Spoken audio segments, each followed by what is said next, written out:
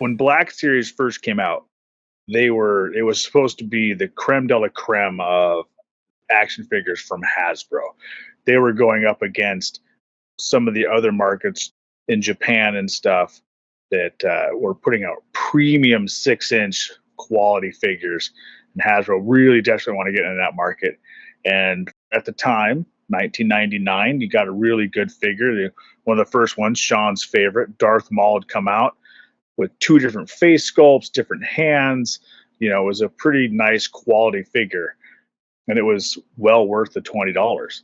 Figure Arts out of Japan, looking at $60 to $100 for one of their premium figures, and we could get something not quite to that quality, but pretty close for $20 was a really good deal.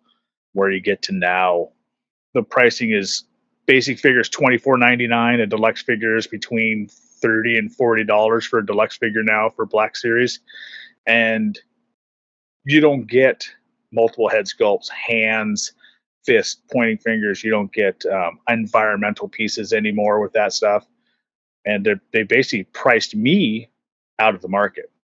I stopped collecting the Black Series. Yeah, I was following a completist track on that for a long time, and it got to the point between the first run of Black Series to the new packaging that we have now and these premium format figures and all this stuff. It's gotten to the point where they're making a lot of figures we don't need or want or whatever, we're not really interested in, or they're on the 6th or 7th version of a figure that we don't want to collect anymore. And then with all the price increases, and then this move to getting rid of the plastic window on the boxes, which is coming for collectors who want to collect toys in package. We would like to be able to see the toy that we purchased, even if we're not going to take it out of the box. And so I have really cycled back on all of that, and I am only getting characters that I care about, or maybe a show. So like I have all of the Rogue One Black Series. When they put out the anniversary figures, when they put them on the vintage card backs, and any of the vintage card back releases in the 6-inch, they did a couple of Power of the Force 2, a few Clone Wars. They did a run of the Phantom Menace line with those Darth Maul card backs. So they put out the 40th anniversaries for New Hope, Empire, and now Return of the Jedi is coming out. I'll get those, but I'm really just buying Maul, Thrawn, Jar Jar. They still haven't made a 9 Black Series, right? I'm waiting on that. Looking at you, Hasbro. But they've got so many now, and then now that the thing is, we're going to put out this premium format figure, which is giving you the figure that you got 20 years ago in Black Series, but for an additional $10. And it's like, the investment on that isn't doing it for me. So it's like, yeah, I've pulled back really hard on the Black Series as well.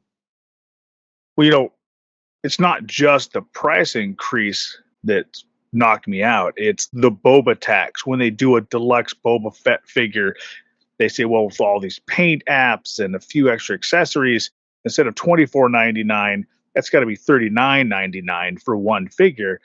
But at the same time, when Hasbro releases a Black Series Ewok or a Clone Trooper that has no extra paint apps or anything, we don't reduce the price. You're not getting that for $18.99.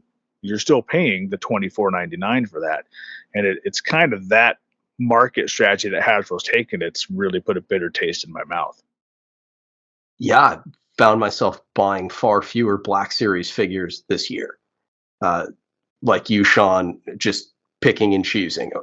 Cad Bane, okay, I'll pick up that one. The Retro Fett, okay, I'll get that one. But I'm no longer trying to complete a run. I no longer have a focus there. It's just picking and choosing and spending a lot less. First world problems, I guess. Well, for me, obviously, I was collecting everything up until a certain point where I was collecting all the Black Series. I was complete on that. I was complete on all the 3 3/4 through the vintage collection, and So it got to the point where once the prices went up and I realized that space is an issue. Black Series figures are bigger, they take up more space.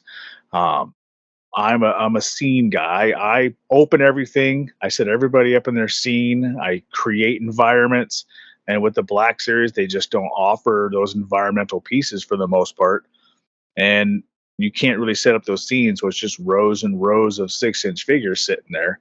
And I kind of had to make a decision once the pricing and some of those things went up, where I was picking what I liked, not collecting everything. I just finally decided that I would focus on the 3 3/4 collection and stop collecting the Black Series altogether. Yeah. We haven't spoken since the failure of the Rancor and Reva's Saber. Do you think that the Rancor's miss had to do with the fact that it was a 6-inch scale? It was a lot of different things. I think that it was very overpriced for what you got, for the amount of plastic that it would have taken to produce the Rancor. Was probably only about 6 to 8 Black Series figures.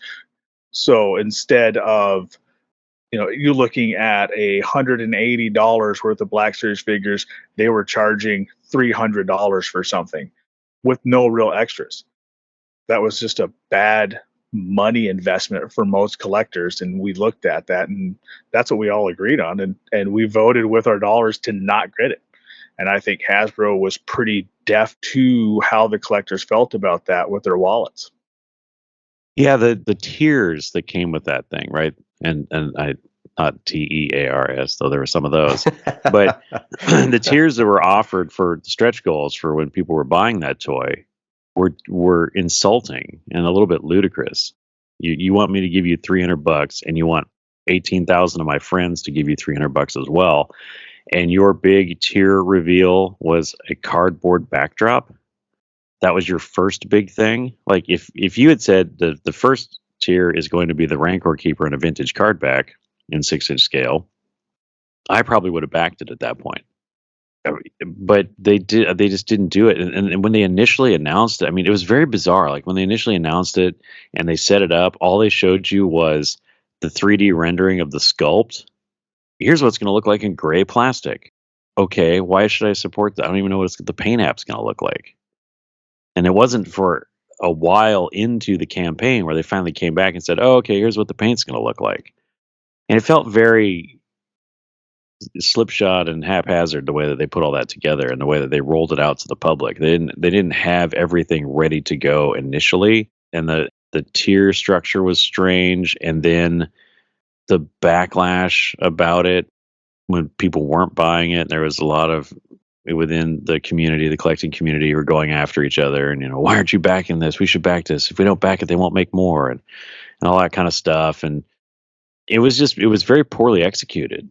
And the other thing that hurt them on that was that it came out at the same time as two other HasLab projects, and they funded and the Star Wars one didn't. And I think that if Hasbro wants to really be honest with themselves, they have to realize that the Star Wars people who are throwing money at them are also some of the Marvel people that are throwing money at them, and who are also some of the Ghostbusters fans who are throwing money at them, and Transformers collectors who are throwing money. And so eventually we have no more money to throw at you, right? And so if you put out 3 concurrent HasLab projects that are all in excess of $300, and I am a fan of multiple franchises and I only have $300, I have to pick the one that I think is the most value.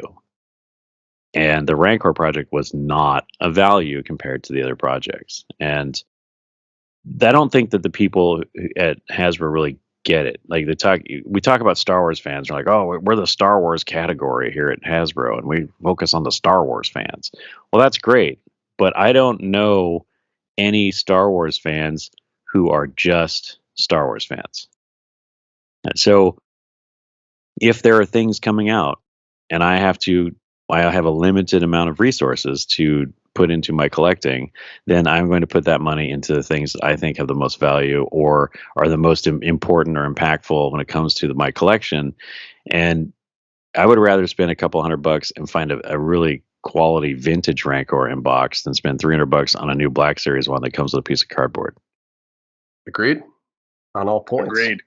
So next, would you like to talk about The Mandalorian? I think that the trailer was interesting. We're going to further the Mandalore storyline. We've all been obsessed with Boba Fett and where he came from. And when the Clone Wars came out, we got a nice look at Mandalore and Obi-Wan's girlfriend. And it was awesome, and we all enjoyed it. So we get to finally see it in live action. I'm kind of looking forward to it. I'm a little excited about it. As always with Disney and KK, I'm always apprehensive as to where they're really going to take the storyline. But we'll just have to wait and see. I'm interested to see where season 3 takes us. I have concerns because season 1 was really good, and there was a lot of good stuff in season 2, but not as much as season 1.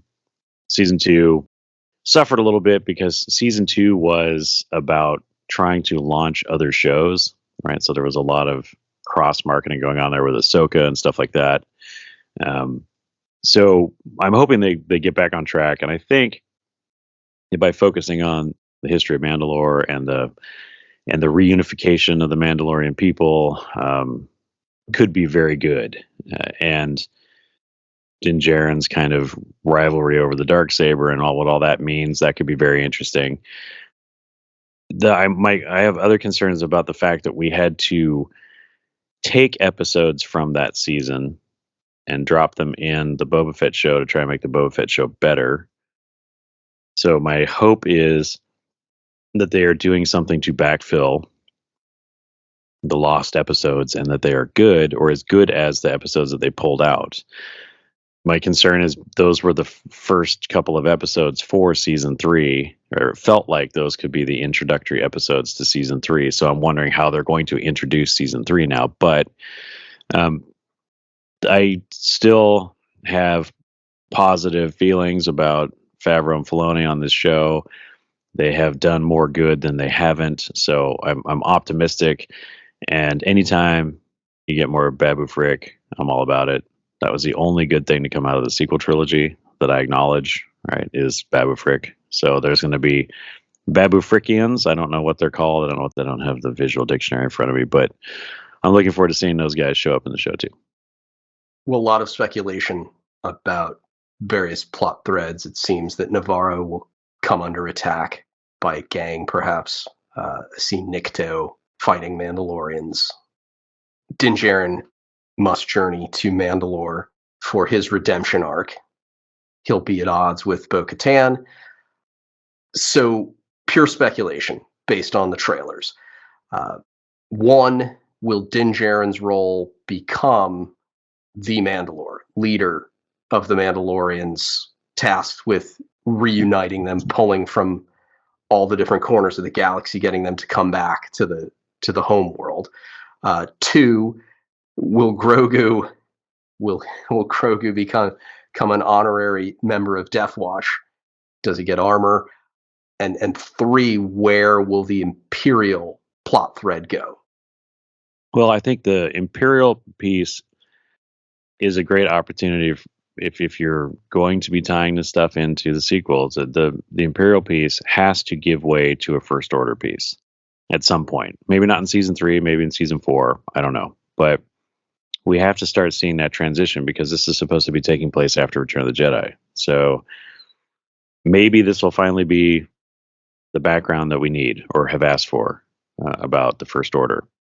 But I don't know. I mean, ultimately, the Imperial contingent it'll either be defeated as part of the show, or it will be absorbed into the new threat of the First Order. I don't know if I see Din Djarin as wanting to be the Mandalore, but he may be forced to be the Mandalore, at least temporarily. It's because he's the one who has the Darksaber. He won it in combat, so by tradition, he's the Mandalore. Okay? There's a lot of confusing background on that because if you go and you watch the Clone Wars and you watch the Rebels show, it was okay to give the dark saber to somebody in Rebels, but it's not okay now in Mandalorian. I don't know. Din Djarin is not. He's not comfortable with being the leader. That's not his thing. He doesn't. Politics isn't his game. He's just a simple man making his way in the universe. Don't you know? So I don't. I don't see him willingly being the Mandalore, but I could see him being the Mandalore for a while until he maybe reforms the Mandalorian creed. And maybe that's part of his redemption arc. You know, and I use redemption in air quotes because he doesn't really need to redeem anything. Um, it's just that because of the Death Watch group that he was raised in, that somehow they feel like he's not a real Mandalorian because he took his hat off one day. Maybe he reforms Death Watch, or maybe he just, I mean, he's been spending time with all these other Mandalorians, right, that have all these other belief systems within the code of Mandalore. They all take their hats off all the time, right? So all of that stuff is going to work itself out in some way where Mando as Mandalore says, look, we're not doing this thing, we're going to do that thing, and we're going to kind of chill out a little bit on this orthodox helmet wearing stuff and a few other things, and I'm going to hand over the scepter to this person, probably Bo-Katan, and say, follow her now. Me and Grogu are going to go do some stuff, right? And I don't know if fans would be fully satisfied if Grogu became a Mandalorian. I think it would be an interesting thing to explore. I think it would be kind of humorous also, maybe unintentionally. But I think the fans really want him to become a Jedi or some type of Jedi because everybody's invested in him turning into Yoda. And in their minds, right, this little thing is going to turn into a new Yoda. And so they want him to follow a similar path as a character. Will he? I have no idea. I don't know where a lot of this is heading, but I think that if they plan on more seasons, the Mandalore thing will be probably wrapped up in the season 3. And if we're going to have season 4 of this show, we need to have Mando move on from that. And then we can continue exploring more about the cloning and all that kind of stuff and whatever. But if this is going to be the last season of the show, then who knows? Maybe he does wind up on the throne of Mandalore and Grogu is his right hand and all that kind of stuff. And that's it. But it's difficult to tell from the trailers, which is good. They didn't spoil it, but it's difficult to tell what direction this is going in. I just hope that the gang that attacks is not riding on Vespas. Well, follow up on what Sean said, the Book of Boba Fett. I mean, I reached out and I when we saw the episodes with the Mandalorian and Grogu, and I reached out and said, why did they just throw season 3, episode 1, and episode 2 of the Mandalorian into the middle of the Book of Boba Fett? I thought it was an unnecessary thing. Honestly, the only thing that would have redeemed it is if when Grogu was down on Tatooine getting ready to fight there, if he'd not just shown his little chain mail made out of Beskar, but also stole the lightsaber from Luke Skywalker and lit that thing in the middle of the street, that would have been pretty awesome. But we didn't get that. So, but as far as the season goes for Mandalorian season 3, I'm really hoping we get a little farther away from tying it into everything that's going on in the galaxy and kind of make it more of an internal story for the Mandalorian and the Mandalorian mythology as a whole. I'd really like to get into and see more of that. Obviously, the trailer gave us glimpses of little things. We saw Grogu in a cave where somebody jumps in front of him, and he obviously uses the Force to push him back and save himself. So I think we're going to see a little growth with Grogu learning to control and manage the Force by himself without the help of a Jedi Master. I would lean more on the side. I'd like to see him become more of a Jedi than putting on a suit of Mandalorian armor later on down the road, but that's just me. Yeah, I don't think the little guy works very well as a Mandalorian, as a warrior, but I feel like Favreau and Filoni were forced to include him in the Book of Boba Fett, and I wonder if he would have been absent for most of the season. Frankly, I was looking forward to time without him. He was a plot device in seasons 1 and 2, and we can't be hypocrites and complain about Omega as rescued and rescuer and not have similar complaints about Grogu. Just moving from episode to episode. Oh, Grogu's in danger. Yeah, he's in danger again. It got old. And I wish the Mandalorian arc, the Darksaber and Mandalore and the reunification of the Mandalorian people, I wish that could take place without Grogu. Maybe reintroduce Grogu at the end of season 3 and he's made progress with Luke, but obviously I'm not here to write the show. But yeah, to be honest, I'd had enough of Grogu as a plot device. I too was feeling that way. It worked for a little bit, but then it got tiresome. He's cute, he's hungry, he needs to be rescued, and that goes for a couple of episodes, but then let's move on and do something different. And that was every episode. And yeah, I think that a season without him would have been good. Instead of dropping him off at the beginning and picking him up at the end from Master Luke would have been great. And that allows for Mando to go solve some problems on his own, and we get to deal with that. And then absence makes the heart grow fonder. So all the fans will be excited when Baby Yoda shows up in the last episode or whatever, and we move on, and maybe we bring him back in season 4. But now he's going to be part of all of these episodes in retrospect. Like, I don't know, how do you, if we say honestly, like they took episode 1 and one of the later episodes where he came back and they mashed them together and put them in the Book of Boba Fett, then how do we insert Grogu into the episodes that he's not in, or what is going to be the plot contrivance to keep him out of those episodes? Is it going to be like the Frog Lady is going to babysit again? Like we'll drop him off at Frog Lady and then we'll go fight a war, come back a couple episodes later and pick him up. So they may have caused themselves some logistical issues with storytelling in season 3 because of their forced attempt to rescue the Book of Boba Fett show. Well, the show was at odds with itself. Grogu was was number 1 on the Imperial Most Wanted list, and yet he spends time with the Frog Lady. He spends time with Peli Motto.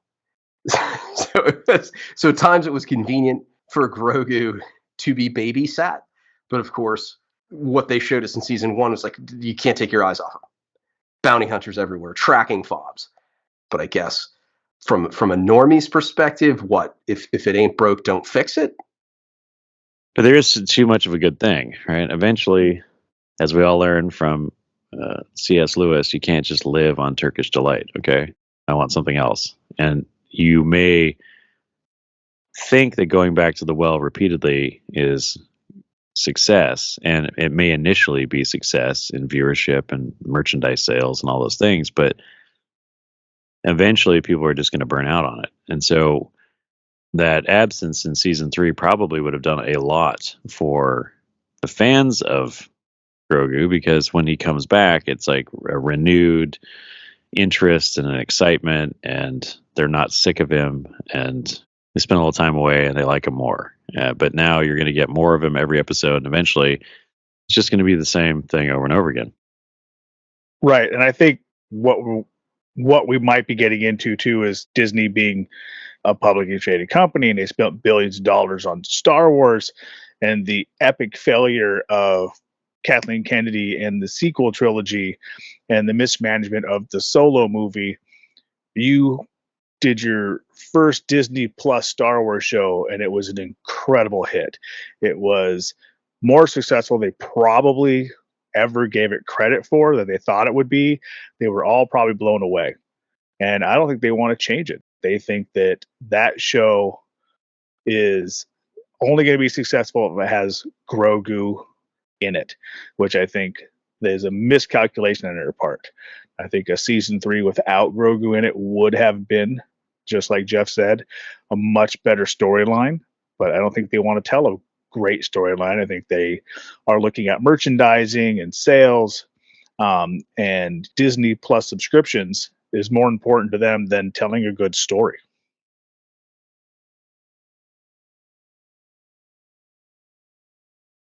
Galactic Initiative is not authorized or endorsed by Lucasfilm Limited. The name Star Wars and all related materials are registered trademarks of Lucasfilm Limited, a subsidiary of the Walt Disney Company, all rights reserved. Galactic Initiative is a registered trademark, and other product and company names are trademarks of their respective holders. Use does not imply affiliation or endorsement.